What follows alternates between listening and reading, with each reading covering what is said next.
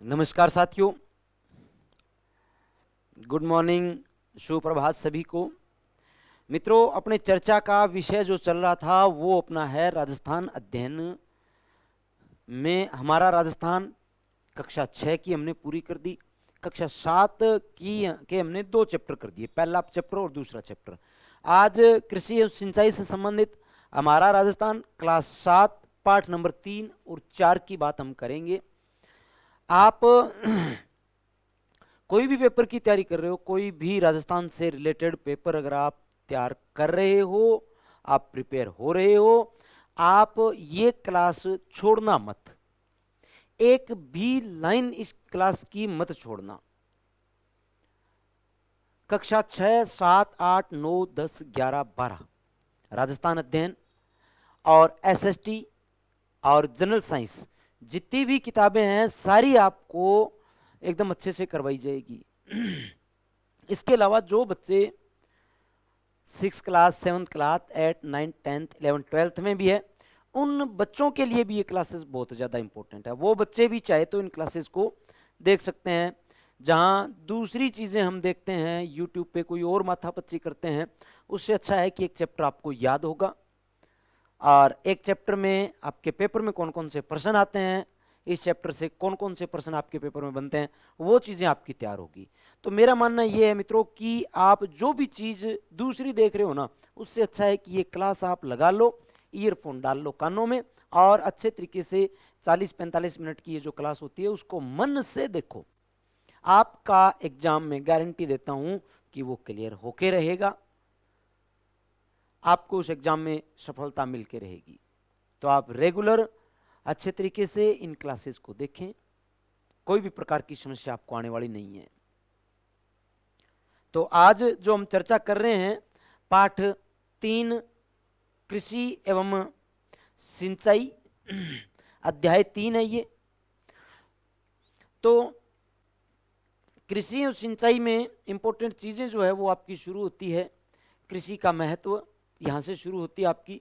कृषि का महत्व क्या है, क्या विशेष बातें हम इसमें देखने वाले हैं। तो देखो, कृषि एक प्राथमिक व्यवसाय है भाई। इंपॉर्टेंट पहला शब्द ही इंपॉर्टेंट इन्होंने डाल दिया। कृषि कैसा व्यवसाय है? प्राथमिक क्रिया है कृषि। फसल उगाकर खाद्यान्न एवं अन्य उत्पाद पैदा करना कृषि कहलाता है। क्या कह रहा है? फसल उगाकर खाद्यान्न एवं अन्य उत्पाद पैदा करना कृषि है। राज्य की लगभग 2/3 जनसंख्या का मुख्य व्यवसाय कृषि है। राज्य की अधिकांश जनसंख्या कृषि एवं कृषि से संबंधित कार्य करके ही अपनी रोजी रोटी कमाती है। कृषि से उद्योगों को कच्चा माल मिलता है और साथ ही राज्य की आत्मनिर्भरता बढ़ती है। ये कृषि जो है ना, ये कितने प्रकार की होती है, कैसे कैसे फसल कौन कौन सी पैदा की जाती है, प्रमुख रूप से विशेष बात आती है ये भाई। इस किताब के अकॉर्डिंग तो हम देखते हैं कि कृषि की फसलें कौन कौन सी है, वो केवल आपको खरीफ रबी जायद में ही डिवाइड मिलेगी। बाकी आगे की क्लासेस जैसे जैसे हम पढ़ते जाएंगे और ज़्यादा लेंदी आपको मैटर मिलता चलेगा, ठीक है ना। तो आगे हम जो चर्चा कर रहे हैं, देखो प्रमुख फसलों के बारे में, प्रमुख फसलों के बारे में चर्चा हम कर रहे हैं। देखो भाई, प्रत्येक फसल को एक निश्चित तापमान, पानी की मात्रा, मृदा स्वास्थ्य आवश्यकता होती है, मृदा जलवायु की आवश्यकता होती है।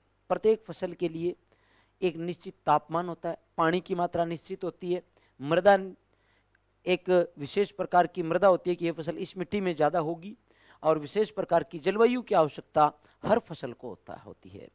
जैसे आप कपास बो रहे हो तो कपास काली मिट्टी में सबसे अच्छी होगी, ठीक है ना। तो मौसम के आधार पर फसलों के प्रकारों की जब हम बात करें, एक रबी आती है, एक खरीफ आती है, एक जायद आती है, ठीक है ना।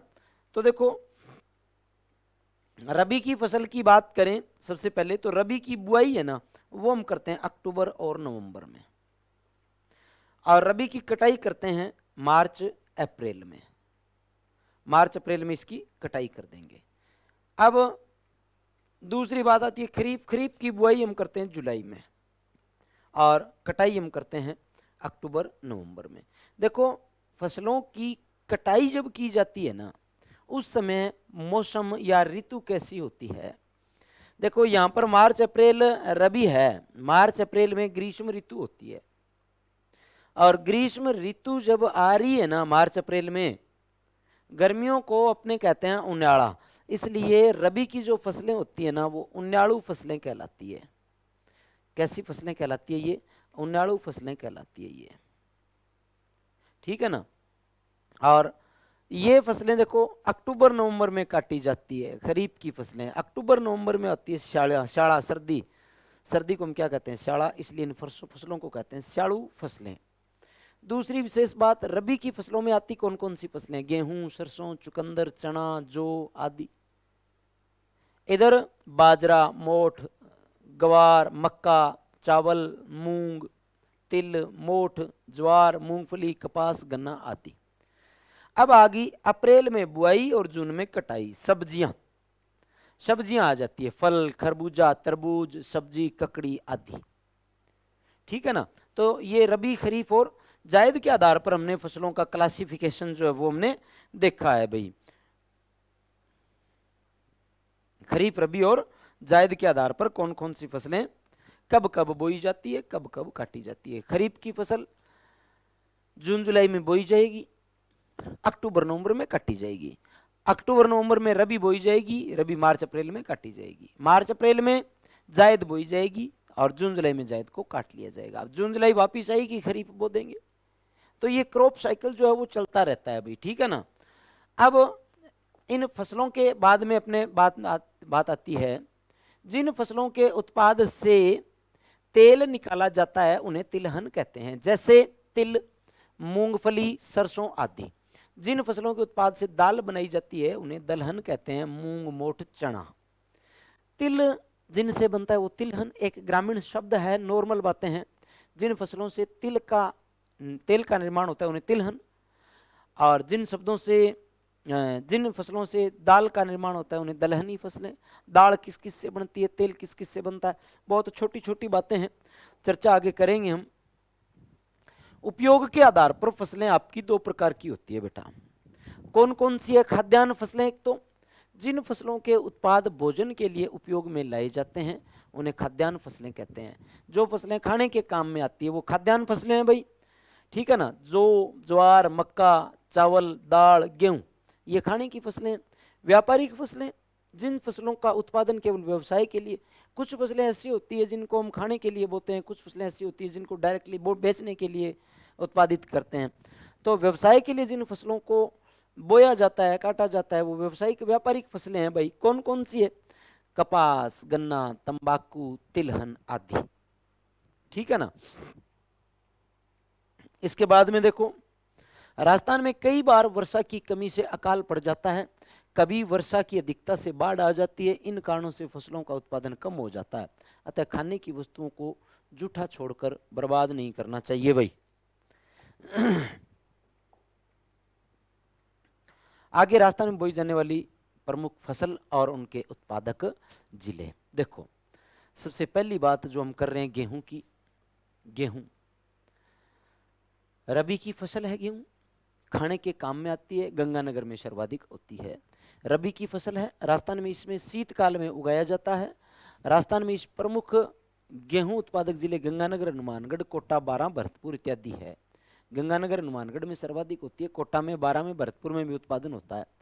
जौ और ज्वार, ये शुष्क एवं अर्ध शुष्क जलवायु की फसल है। जौ का उत्पादन जयपुर, गंगानगर, सीकर, अलवर, भीलवाड़ा, अजमेर, झुंझुनू, नागौर आदि जिलों में किया जाता है। ज्वार का उत्पादन अजमेर, पाली, भीलवाड़ा, भरतपुर और जयपुर जिलों में किया जाता है। जौ और ज्वार आ गई, गंगानगर में आपके गेहूं आ गई। जौ का उत्पादन आपके जयपुर में हो गया, ज्वार का उत्पादन सर्वाधिक अपने अजमेर में हो गया।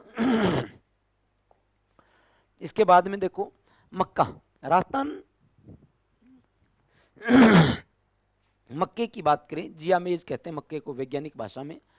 मक्का राजस्थान का, विशेषकर मेवाड़ का प्रमुख भोजन है। मक्का से ही पॉपकॉर्न, कॉर्न फ्लैक्स इत्यादि खाद्य पदार्थ बनाए जाते हैं। भीलवाड़ा, उदयपुर, चित्तौड़ में मक्का सर्वाधिक है। इसके बाद में आती है बाजरा। राजस्थान की जलवायु बाजरे के लिए उपयुक्त है। यहाँ कम वर्षा, उच्च तापमान तथा उपजाऊ बलुई मिट्टी में उगाया जाता है।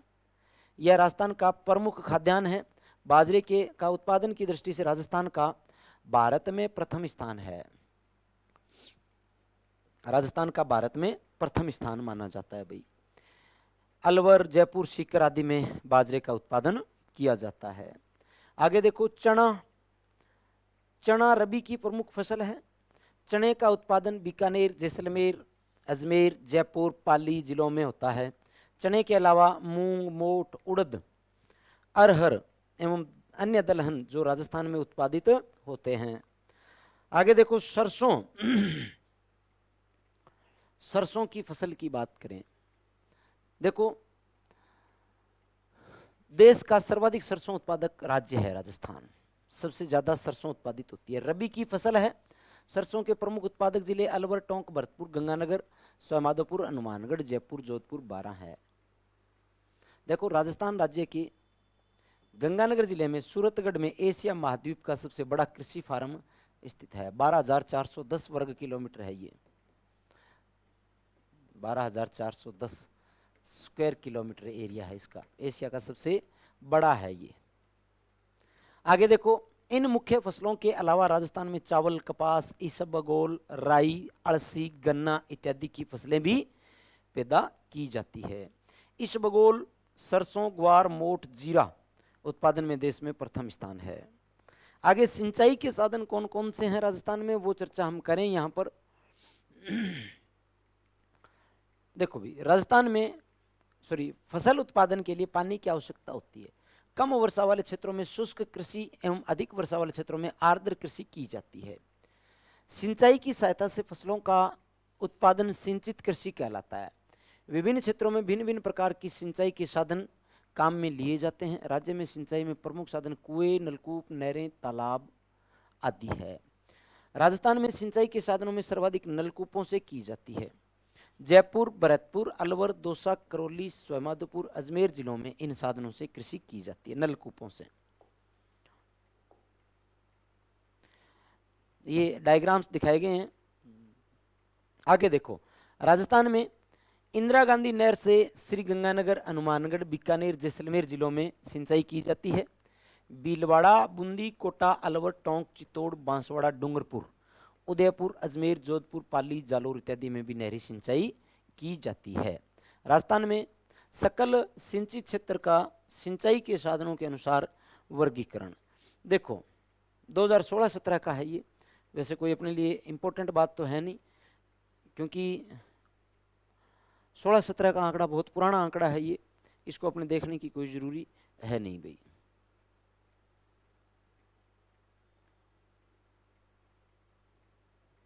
आगे, भूजल के अत्यधिक उपयोग से भूमिगत जल का स्तर नीचे जा रहा है। वर्षा जल संरक्षण एवं प्राकृतिक जल स्रोत के पुनरुद्धार की आवश्यकता है। कुएं एवं नलकूप से की जाने वाली सिंचाई अगर फवारा के माध्यम से बूंद बूंद सिंचाई पद्धति से की जाए तो जल की बचत होती है। दोरें और नहरें अगर पक्की बना ली जाए तो उनसे जल की बचत हो सकती है। देखो, ये बात जो है फवारा या बूंद बूंद सिंचाई प्रणाली, नर्मदा नहर परियोजना हम पीछे बांध परियोजनाओं में देख के भी आ चुके कक्षा 6 में। नर्मदा नहर परियोजना जो है वो बूंद बूंद सिंचाई प्रणाली या ड्रिप प्रणाली पर आधारित है, ठीक है ना। तो उससे जल की बचत होती है भाई। आगे देखो, जल पुरुष के नाम से या वाटरमैन के नाम से, जल पुरुष के नाम से प्रसिद्ध राजेंद्र सिंह भारत के प्रसिद्ध पर्यावरण कार्यकर्ता है। वे जल संरक्षण के क्षेत्र में कार्य करने के लिए प्रसिद्ध है।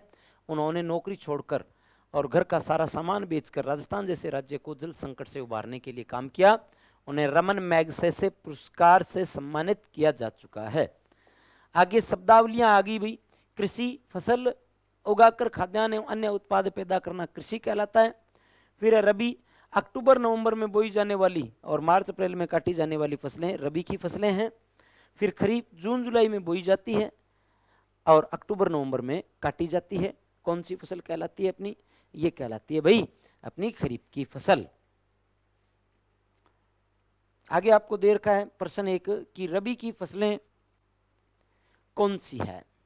तो इस प्रश्न का उत्तर आप बहुत ही आसानी से दे सकते हो। एक समूह चारों में से ऐसा है जो रबी की फसल का है। गेहूं, चना, सरसों, ये आपका रबी की फसल का उत्तर है भाई, ठीक है ना। जल संरक्षण हेतु सिंचाई की उत्तम विधि है बूंद बूंद सिंचाई या फुवारा पद्धति। आगे देखो भाई पाठ नंबर 4, राजस्थान में कृषि विपणन। कृषि विपणन, राजस्थान में कृषि उपज मंडी, यहां से चर्चा शुरू होगी अपनी भाई। राजस्थान में कृषि उपज मंडी से अपनी चर्चा शुरू होगी, ठीक है ना। विशेष बात क्या है देखें जरा, कृषि उपज मंडी एक बाजार है जहां कृषि उपज को खरीदा और बेचा जाता है, किंतु यह सामान्य बाजारों से अलग है। यह बाजार न केवल कृषि जिंसों की बिक्री और खरीद की सुविधा प्रदान करता है, बल्कि क्षेत्रीय विकास और ग्रामीण कल्याण में भी मदद करता है। क्षेत्रीय विकास और ग्रामीण कल्याण में मदद करता है। कौन सा बाजार ये बाजार नियमों के आधार पर संचालित होते हैं, इसलिए इन्हें विनियमित बाजार भी कहते हैं। इन बाजारों का विनियमन कृषि विपणन बाजार समिति द्वारा किया जाता है। आगे हमारे राज्य में इस प्रकार की सभी मंडियों की स्थापना तथा विकास के लिए राजस्थान राज्य कृषि विपणन बोर्ड की स्थापना बहुत इंपॉर्टेंट है। कब हुई? 1974 में की गई। राजस्थान राज्य कृषि विपणन बोर्ड की स्थापना इंपॉर्टेंट लगा लेना आप अपनी कॉपी में भाई, ठीक है ना। विपणन बोर्ड की स्थापना 1974 में की गई है भाई। कब की गई है भाई? 1974 में, 1974 में। ये बाजार बिचौलियों से किसानों का बचाव कर उचित मूल्य पर उनकी उपज को बेचने की सुविधा प्रदान करते हैं।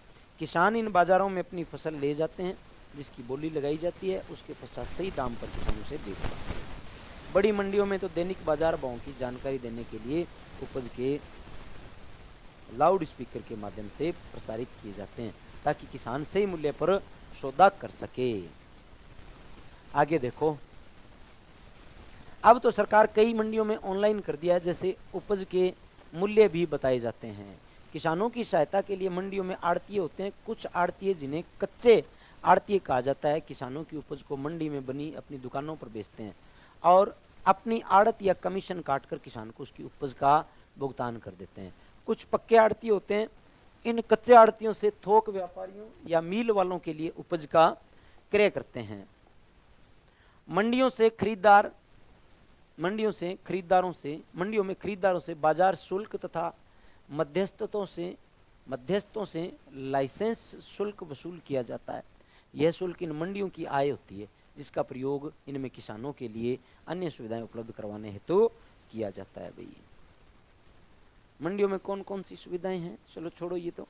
राज्य में नियमन के लिए कृषि जिन्सों जैसे अनाज, दलहन, तिलहन, कपास, लघु वनोपण आदि को अधिसूचित किया जाता है। राज्य की जोधपुर मंडी जीरे तथा कोटा की रामगंज मंडी धनिया तथा मेथी, ये इंपॉर्टेंट आपकी बात आ गई, आप लगा भी लेंगे इनको इंपॉर्टेंट। जोधपुर जीरे की मंडी और कोटा की रामगंज मंडी धनिया तथा मेथी के लिए विश्व प्रसिद्ध है। आगे देखो, कृषि मंडी में किसान को क्रेता खरीदार नहीं मिलते, तो किसान को चिंता करने की आवश्यकता नहीं है। ऐसे में सीधे सरकार द्वारा उपज को न्यूनतम एमएसपी मिनिमम स्पॉट प्राइस पर किसान से खरीद लिया जाता है। इस प्रकार सरकार द्वारा किसान को उसकी उपज का सही मूल्य दिलवाने का प्रयास किया जाता है। एमएसपी पर कई बार किसान को खरीदार नहीं मिलता फसलों का, तो वहां पर सरकारें जो है वो किसानों की फसलें एमएसपी पर खरीदती है, न्यूनतम समर्थन मूल्य पर खरीदती है, ठीक है ना। आगे देखो भाई, कृषि विपणन क्या है?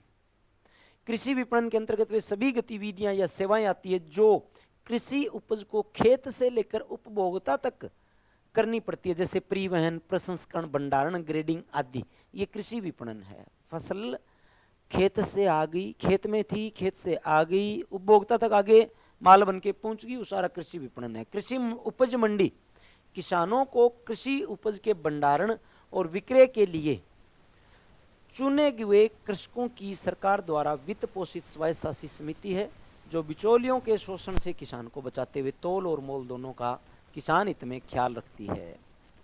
इसके बाद में सार्वजनिक वितरण प्रणाली। इंपॉर्टेंट है। जैसा कि आपने जाना, सरकार नियमित कृषि बाजारों के माध्यम से उत्पादकों अथवा किसानों को उचित मूल्य दिलाने का प्रयास करती है, किंतु सरकार का एक उद्देश्य यह भी होता है कि आम उपभोक्ताओं तक ये उपज एवं अन्य खाद्य वस्तुएं सही दामों पर पहुंचे। इसके लिए सरकार ने सार्वजनिक वितरण प्रणाली की व्यवस्था की है। इसमें किसान से सरकार द्वारा खरीदी कुछ उपज, विशेषकर अनाज को उचित मूल्य की दुकान या राशन की दुकानों के माध्यम से गरीब उपभोक्ताओं तक पहुंचाने का प्रयास किया जाता है। इससे खाद्य सुरक्षा के लक्ष्य की पूर्ति में सहायता प्राप्त होती है। यह कार्य खाद्य नागरिकता आपूर्ति एवं उपभोक्ता मामला विभाग द्वारा किया जाता है। आगे देखो सार्वजनिक वितरण प्रणाली की बात। सार्वजनिक वितरण प्रणाली पीडीएस यह वह तंत्र है जो देश में खाद्यान्न की आपूर्ति और बड़ी संख्या में गरीब लोगों को उचित मूल्य की दुकानों के माध्यम से आवर्ती आधार पर रियायती मूल्य पर खाद्यान्न वितरण की सुविधा प्रदान करता है। उचित मूल्य की दुकान सरकारी दुकान जो चावल, मिट्टी के तेल, गेहूं जैसी आवश्यक वस्तुओं को नियंत्रित एवं उचित मूल्य पर बेचती है। रेट मिनिमम रहता है यहाँ पर, ठीक है ना, आम आदमी को उपलब्ध करवाती है। ये उचित मूल्य की दुकानें होती है आपकी।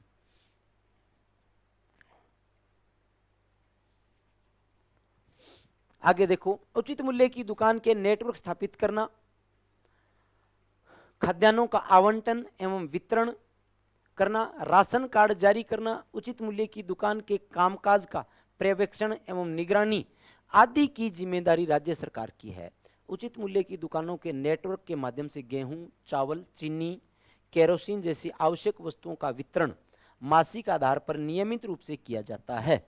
वर्तमान में प्रत्येक जिले में राज्य की उचित मूल्य की दुकानों पर point of sale POS machine द्वारा उपभोक्ताओं को बायोमेट्रिक सत्यापन के उपरांत बायोमेट्रिक हाजिरी लगाई जाती है, उससे राशन सामग्री मिलती है, ठीक है ना। इससे न केवल सार्वजनिक वितरण प्रणाली PDS की सामग्री की कालाबाजारी पर अंकुश लगा है, बल्कि लक्षित लाभार्थी तक सामग्री भी पहुंची है। ये सुनिश्चित किया है सरकार ने PDS के माध्यम से। आगे देखो भाई, ये उचित मूल्य की दुकान की बात आ गई। शब्दावली विपणन वस्तुओं का क्रय विक्रय, खरीदना और बेचना, क्रेता खरीददार, न्यूनतम MSP न्यूनतम समर्थन मूल्य, सरकार द्वारा निर्धारित मूल्य जिस पर किसानों द्वारा बेचे जाने वाले मामलों को खरीदने हेतु सरकार तैयार रहती है। क्या कहलाता है भाई? ये कहलाता है आपका न्यूनतम समर्थन मूल्य, MSP। ठीक है, आज के लिए इस क्लास में इतना ही। आगे की क्लास में अपने फिर से चर्चा करेंगे। तब तक के लिए धन्यवाद, नमस्कार।